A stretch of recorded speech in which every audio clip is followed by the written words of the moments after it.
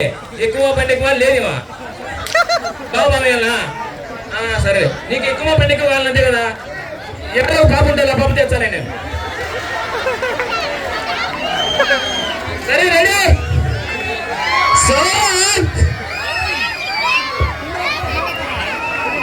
నా దయచేసి అందరూ కూర్చోండి.